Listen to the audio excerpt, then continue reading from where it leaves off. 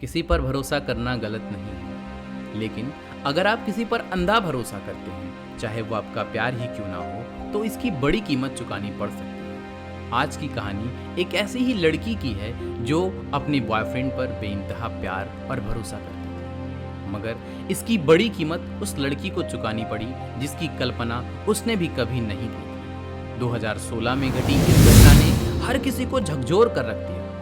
प्यार से शुरू होकर हैवानियत की इंतहा तक पहुंचने वाली इस पूरी कहानी के बारे में जब आप भी जानेंगे तो आप भी शॉक्ड रह जाएंगे। तो आखिर क्या है आज की पूरी कहानी, चलिए जानते हैं सब कुछ इस वीडियो में डिटेल से। इस पूरी कहानी में हम सभी के लिए एक बहुत बड़ी सीख भी है, तो वीडियो में आखिर तक जरूर बने रहें।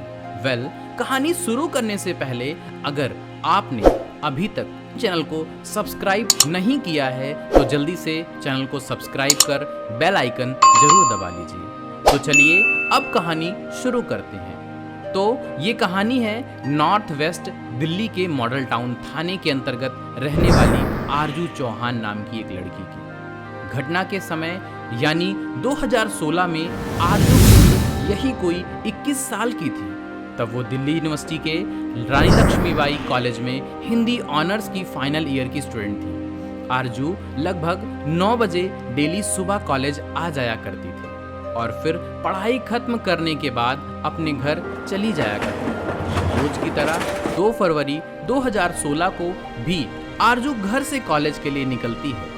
आरजू के घर वाले भी निश्चित होकर अपने अपने काम में लग जाते हैं, मगर घर वालों को तब थोड़ी फिक्र होने लगी जब वो देखते हैं कि आरजू के वापस आने का समय हो गया है, मगर अब तक आरजू कॉलेज से वापस नहीं आई है। शाम ज्यादा होने पर आरजू के माता पिता आरजू के कुछ जानने वाले दोस्तों से फोन करके आरजू के बारे में जानकारी लेने की कोशिश करते हैं, मगर वो लोग भी कहते हैं कि उनको आरजू के बारे में कुछ भी पता नहीं है। शाम ज्यादा होने पर आरजू के माता पिता अपने कुछ और जानने वालों को फोन करते हैं तथा उनसे आरजू को ढूंढने में मदद करने की अपील करते हैं। इस तरह कई लोग मिलकर आरजू की तलाश में लग जाते हैं, मगर पूरी रात तलाश करने के बाद भी ना तो आरजू का कोई अता पता चलता है और ना ही आरजू घर वापस आती है। अब जब अगली सुबह यानी कि 3 फरवरी 2016 को आरजू के माता पिता लक्ष्मीबाई कॉलेज जाकर अपनी बेटी के बारे में पता लगाते हैं। यहाँ आकर आरजू के बारे में उन्हें कुछ ऐसी बातों का पता चलता है जिसके बारे में शायद उन्होंने कभी सोचा भी नहीं था। आरजू के दोस्तों तथा कॉलेज रिकॉर्ड से पता चलता है कि आरजू रोज कॉलेज तो आती थी, मगर वो सिर्फ 9 बजे से 10 बजे के बीच एक क्लास करके कॉलेज से बाहर निकल जाती थी। फिर वो 1-2 बजे के बीच में होने वाली क्लास के लिए भी कॉलेज वापस आती थी। माता पिता के लिए ये खुलासा थोड़ा हैरान कर देने वाला था, मगर सच्चाई थी जिसे नकारा नहीं जा सकता था। इसके बाद कॉलेज प्रशासन आरजू के माता पिता की मुलाकात आरजू के कुछ दोस्तों से करवाते हैं। उनसे पता चलता है कि वो अक्सर 10 बजे तक क्लास खत्म करने के बाद आरजू कॉलेज के बाहर निकल जाती थी। यहाँ एक लड़का आरजू को रिसीव करने आता था। इस बारे में जब और इंक्वायरी की जाती है तो आरजू के कुछ करीबी दोस्त बताते हैं कि आरजू ने 1-2 बार उस लड़के के बारे में अपने दोस्तों को बताया था कि उसी से उसकी शादी होने वाली है। अब इस खुलासे के बाद मामले की जानकारी मॉडल टाउन थाने को दी जाती है। सारी जानकारी लेने के बाद पुलिस वाले भी कॉलेज आते हैं। यहाँ आकर वो सबसे पहले सीसीटीवी फुटेज खंगालते हैं। 2 फरवरी की सीसीटीवी फुटेज देखने पर पता चलता है कि कॉलेज से निकलकर आरजू किसी लड़के के साथ कार से जा रही है। आरजू के माता पिता इस लड़के की पहचान नवीन खत्री के तौर पर करते हैं। 23 साल का नवीन खत्री आरजू के ही पड़ोस में रहता था। अब पुलिस इन्वेस्टिगेशन आगे बढ़ाती है तो खुलासा होता है कि दरअसल आरजू और नवीन आसपास ही रहते थे। यही आसपास रहते हुए इन दोनों की मुलाकात होती है और धीरे धीरे मुलाकात दोस्ती में बदल जाती है। आगे चलकर यही दोस्ती प्यार में बदल जाती है। दोनों साथ मिलकर जीने मरने की कस्में खाने लगते हैं और बहुत जल्द शादी करने का वादा भी कर लेते हैं। दोनों इस फैसले के बारे में अपने परिवार वाले को बताने का फैसला करते हैं, लेकिन दोनों को लग रहा था कि परिवार वाले आसानी से इस रिश्ते को मान नहीं पाएंगे। मगर होता बिल्कुल उम्मीद के उलट है। आरजू के परिवार वाले तो थोड़े से नाराजगी के बाद इस रिश्ते को मान जाते हैं, मगर नवीन के परिवार वाले इस प्रस्ताव को तुरंत नकार देते हैं। पुलिस की जांच में आगे खुलासा होता है कि दरअसल नवीन जाट समुदाय से था, जबकि आरजू राजपूत थी। नवीन के परिवार वाले अपने बेटे के लिए एक जाट लड़की ही चाहते थे, इसीलिए वो इस रिश्ते को नकार देते हैं। नवीन के परिवार वाले न सिर्फ इस रिश्ते के लिए मना करते हैं, बल्कि वो नवीन को सख्त हिदायत देते हैं कि वो आज के बाद आरजू से मुलाकात भी नहीं करेंगे। नवीन परिवार वालों की बात मान लेता है और आरजू से बातचीत तथा मिलना दोनों बंद कर देता है। मगर ऐसा लंबे समय तक नहीं चल पाता है तथा परिवार वालों की नज़रों से छिप छिप कर दोनों मिलना जुलना जारी रखते हैं। इधर इन दोनों के बीच मुलाकातों का दौर चलता रहता है। उधर नवीन के परिवार वाले अपने बेटे के लिए एक दूसरी लड़की की तलाश में लग जाते हैं। कुछ समय की मेहनत के बाद अपनी पसंद की एक लड़की से नवीन का रिश्ता तय कर देते हैं। सब कुछ फाइनल होने के बाद तय किया जाता है कि 4 फरवरी 2016 को नवीन की शादी कर दी जाएगी। जांच में सामने आता है कि भले ही नवीन की शादी कहीं और फिक्स हो गई थी, मगर वो फोन के जरिए लगातार आरजू से संपर्क में बना हुआ था। इसके अलावा दोनों एक दूसरे से मिला भी करते थे, इसीलिए पुलिस वाले नवीन को भी सस्पेक्ट मानते हुए उसकी तलाश में लग जाते हैं। इसकी एक टीम जल्द ही मोबाइल फोन के जरिए नवीन को ट्रेस करने की कोशिश करती है, मगर नवीन का मोबाइल स्विच ऑफ आता है। उसकी आखिरी लोकेशन उसके घर पर ही दिखती है। जब पुलिस वाले घर पर जाते हैं तो पता चलता है कि नवीन की तो 4 फरवरी 2016 को ही शादी हुई है और अब वो अपनी नई नवेली दुल्हन को लेकर के हनीमून मनाने के लिए देश से बाहर जा रहा है। पुलिस वाले तुरंत पता लगाते हुए एयरपोर्ट पहुंच जाते हैं और एयरपोर्ट पर ही नवीन को नई दुल्हन के साथ अपनी हिरासत में ले लेते हैं। यहाँ से नवीन को थाने में लाया जाता है। आरजू के संबंध में उससे पूछताछ शुरू होती है।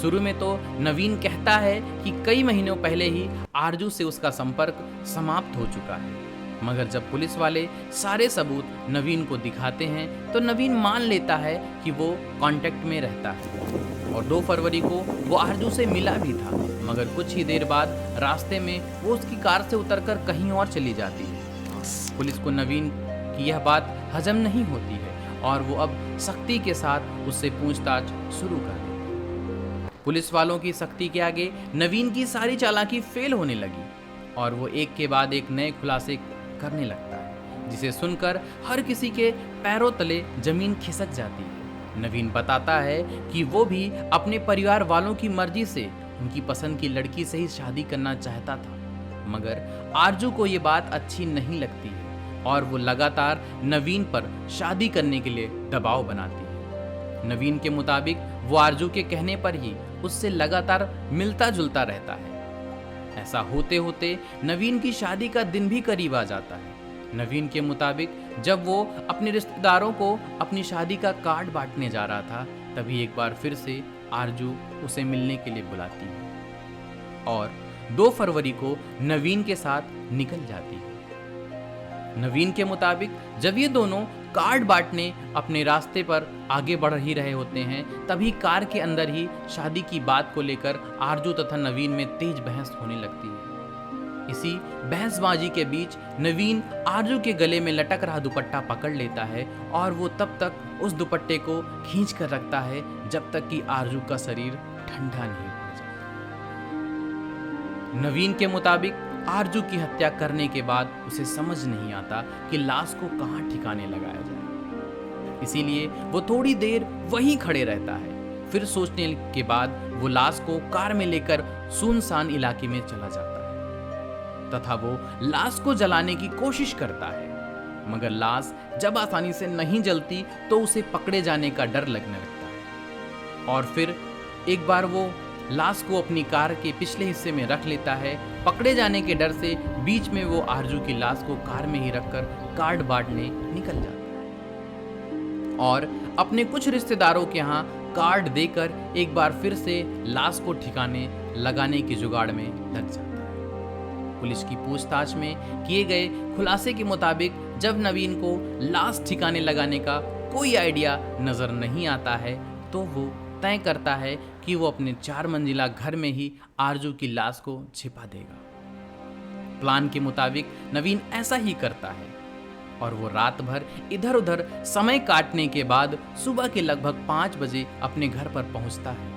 क्योंकि आरजू की लाश भारी थी, इस कारण वो अकेले लाश को उठाकर घर ले जाने में सफल नहीं हो पाता है। इसीलिए कुछ पैसे देकर पास में ही एक कबाड़ी का काम करने वाले लड़कों को मदद के लिए बुलाता है और उसकी मदद से लाश को उसी कमरे में लाकर वेंटिलेशन सॉफ्ट पर छुपाकर रख देता है, जिस कमरे में वो शादी के बाद अपनी नई नवेली दुल्हन के साथ रहने वाला था। इस तरह 3 फरवरी की सुबह नवीन लाश को कमरे में छिपा देता है और इसकी भनक किसी को ना लगे इसलिए वो पूरे घर में लगातार परफ्यूम छिड़कता रहता है। नवीन को तो अपना गुनाह छिपाने के लिए परफ्यूम छिड़क रहा था, मगर घर वालों को लगता था कि वो अपनी शादी की खुशी में लगातार घर में खुशबू छिड़क रहा है। इधर आरजू की लाश घर में पड़ी हुई थी और उधर प्लान के मुताबिक ही 4 फरवरी को नवीन अपने घर वालों की पसंद की लड़की से